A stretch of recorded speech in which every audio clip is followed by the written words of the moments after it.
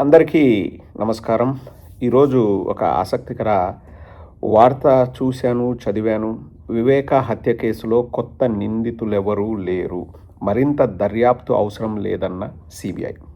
మరింత దర్యాప్తు అవసరం లేదు అని చెప్పిన సిబిఐ ట్రయల్ కోర్టు ఆదేశాల మేరకు తదుపరి దర్యాప్తు పూర్తి.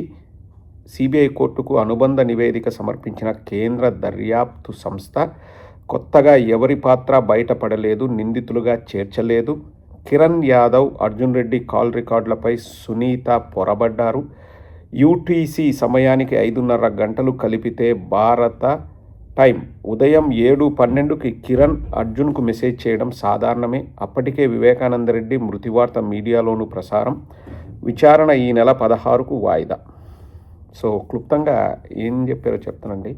మాజీ మంత్రి వైఎస్ వివేక హత్య కేసులో సమగ్ర దర్యాప్తు చేశామని, కొత్తగా నిందితులెవరూ లేరని, తమకు ఎలాంటి ఆధారాలు లభించలేదని కేంద్ర దర్యాప్తు సంస్థ పేర్కొంది. ఈ మేరకు సిబిఐ కోర్టుకు అనుబంధ నివేదిక సమర్పించింది. ఈ నేపథ్యంలో ఈ కేసులో తదుపరి విచారణ సిబిఐ కోర్టు ఈ నెల 16కు వాయిదా వేసింది. వివేక హత్య కేసులో కొత్తగా ఎవరి పాత్ర బహిర్గతం కాలేదని అనుబంధ నివేదికలో సిబిఐ వెల్లడించింది. సునీల్ యాదవ్ సోదరుడు కిరణ్ యాదవ్, ప్రకాష్ రెడ్డి మనవడు అర్జున్ రెడ్డి సిడిఆర్ రికార్డుపై వివేక కుమార్తె నర్రెడ్డి సునీత పొరపడ్డారని స్పష్టం చేసింది.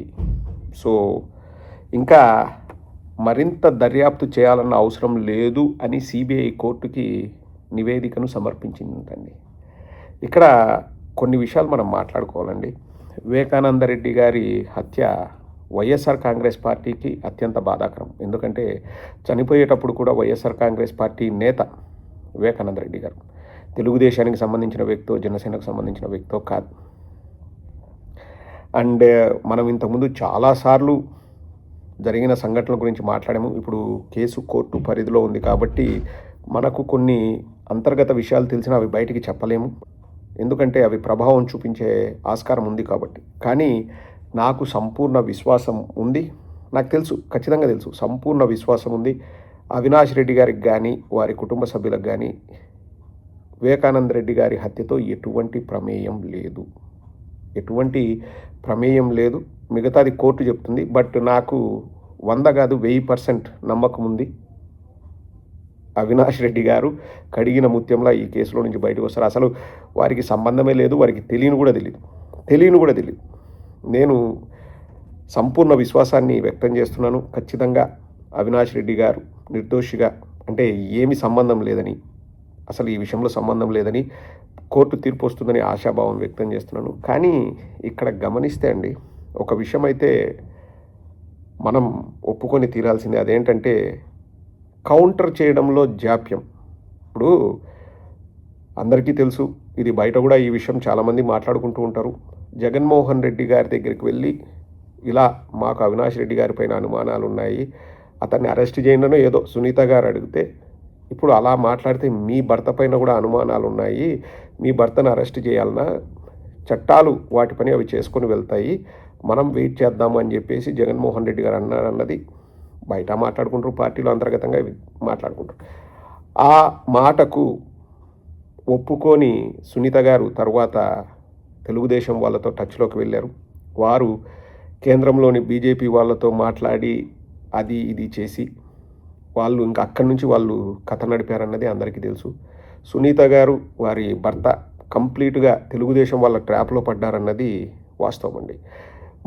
మన పార్టీ విషయానికి వస్తే నాకు అనిపించేది ఏంటంటే, ఎప్పుడైతే సునీత గారు ఈ విషయాన్ని బయట మాట్లాడడం మొదలుపెట్టారో మన వాళ్ళు ఎందుకనో నాకు తెలీదు, 1.5 సంవత్సరం దాదాపుగా ఏమి మన సైడ్ నుంచి ఏం కౌంటర్ లేవు, అసలు ఏం మాట్లాడలేదు.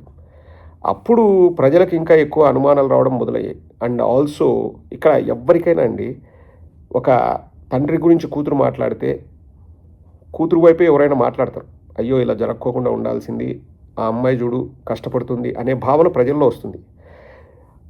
మేబీ అదే ఒక కారణమై ఉండొచ్చు. ఇటువైపు నుంచి అవినాష్ రెడ్డి గారు కానీ పార్టీ కానీ మాట్లాడలేదు. ఒక దాదాపు సంవత్సరంన్నర అసలు మనం నోరే తెరవలేదు.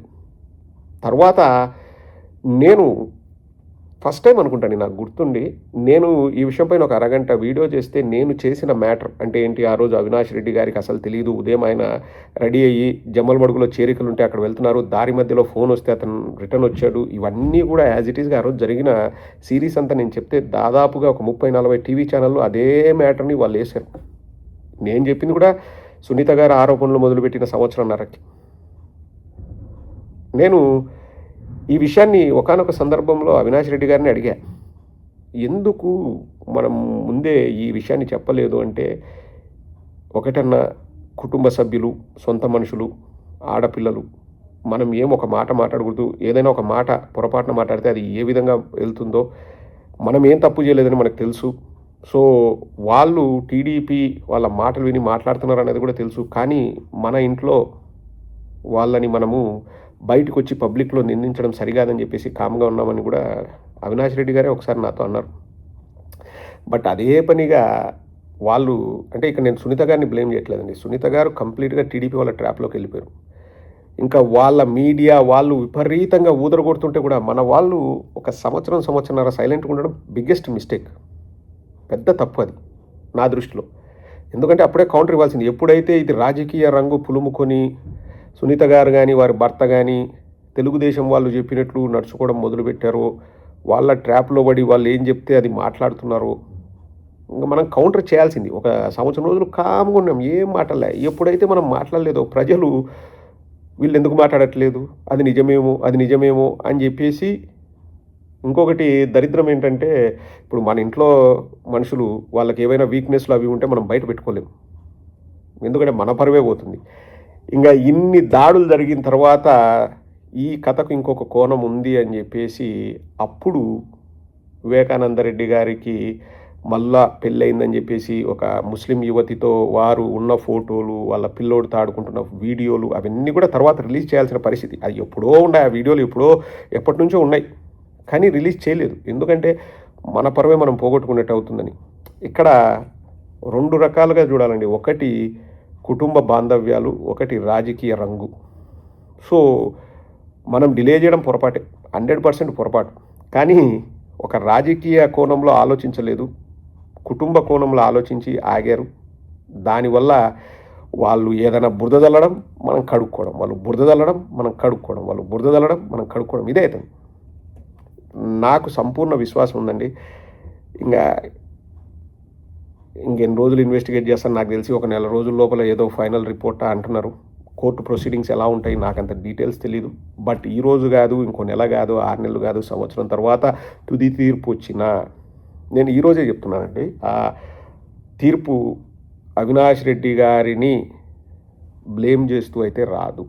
అవినాష్ రెడ్డి గారికి ఏ సంబంధం లేదనే తీర్పు వస్తుందన్న సంపూర్ణ విశ్వాసం నాకుంది. వాళ్ళ కుటుంబ సభ్యులు కూడా ఏమీ ఉండదనే నేను విశ్వాసం వ్యక్తపరుస్తున్నాను. ఎందుకంటే నాకు చాలా విషయాలు తెలుసు. మళ్ళీ అవి పబ్లిక్లో చెప్పామనుకోండి, అంటే ఇప్పుడు మనం మాట్లాడేటప్పుడు మనకు ఐడియా వస్తుంది.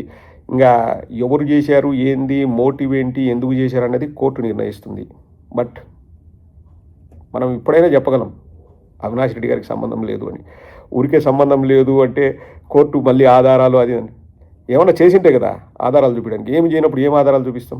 చూపించాల్సిన ఆధారాలన్నీ కూడా అవినాష్ రెడ్డి గారి తరపు న్యాయవాదులు వాళ్ళంతా చూపించారు. అవినాష్ రెడ్డి గారు ఎక్కడున్నారు, ఎవరితో మాట్లాడారు, ఎక్కడికి వెళ్తున్నారు, ఏం జరిగింది, అంతకు ముందు రోజు వివేకానంద రెడ్డి గారు ఎలా సపోర్ట్ చేశారు. అసలు ఎవరికి కూడా ఇప్పుడు ఇలా ఏదైనా కుట్ర జరుగుతుందో అది ఇది అంటే కనీసం ఎవరికైనా తెలుస్తుందండి.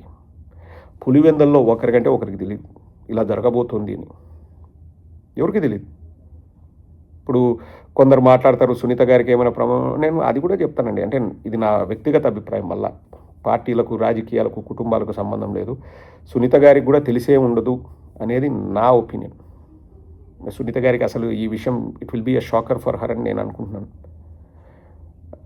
వాళ్ళకు కూడా సంబంధం ఉందని అనుకోను. ఇంకా సునీత గారి భర్త గురించి నాకు తెలీదు, ఆ విషయం నేను మాట్లాడలేను. నాకు తెలియదు అంతే. మనం ఏదో తెలియకుండానే బురద చల్లడం, సునీత భర్త చేసింటాడు అది అనడం కూడా తప్పు, నాకు తెలియదు. ఆ మోటివ్ ఏంటన్నది కోర్టు వాళ్ళు చెప్తారు. అండ్ ఇక్కడ అవినాష్ రెడ్డి గారికి కానీ సునీత గారికి కానీ తెలిసి జరిగింది, వాళ్ళ ప్రమేయం ఉందని నేనైతే అనుకోవట్లేదు. ఇంకా ఎవరు ఎందుకు చేశారనేది కోర్టు నిర్ణయిస్తుంది. బట్ ఒక సంవత్సరంన్నర కాముగా ఉండడం పార్టీకి డ్యామేజ్ అయితే ఈ విషయం వల్ల జరిగిందన్నది మాత్రం వాస్తవం. We need to learn from the experience, we need to take it as a feedback. భవిష్యత్తులో మళ్ళీ ఏదైనా మనం ఒక ఇష్యూని ఫేస్ చేసేటప్పుడు మన అనుభవంతో మనం ఏం నేర్చుకున్నాం అన్నది మనం ఇంప్లిమెంట్ చేస్తే తప్పులు పునరావృతం కాకుండా ఉంటాయి. That's exactly what I feel. ఒక సంవత్సరన్నర డిలే చేయడమే అనర్థాలకన్నిటికీ కారణం. ఇప్పటికి కూడా అండి నేను ఒకటే చెప్తున్నాను, వివేకానంద రెడ్డిని చంపిన వాళ్లకు శిక్ష పడాలి. వివేకానంద రెడ్డి మా నాయకుడు, I respect him a lot. And Sunitha garu ఎప్పటికైనా కానీ వాస్తవాలు తెలుసుకొని మళ్ళీ జగన్మోహన్ రెడ్డి గారితో కానీ వైఎస్ఆర్ కాంగ్రెస్ పార్టీతో కానీ ఇంతకుముందు ఉన్నట్లు ఉండాలనేది మేము మనస్ఫూర్తిగా కోరుకుంటాం. అది జరుగుతుందా జరగదా అంటే ఇట్ డిపెండ్స్ ఆన్ వాళ్ళ బుద్ధిని బట్టి ఉంటుంది అంతే. ఇంకా వాళ్ళు ఎలా రియాక్ట్ అవుతారు అన్నది మనం నిర్ణయించాల్సిన అవసరం లేదు, మనం రిక్వెస్ట్ చేయాల్సిన అవసరం అంతకంటే లేదు. బట్ ఆశాభావం అయితే వ్యక్తం చేయొచ్చు, అందరూ కలిసి ఉండాలి అని. సో ఎప్పటికైనా వాస్తవాలు అనేటివి బయటకు వస్తాయి.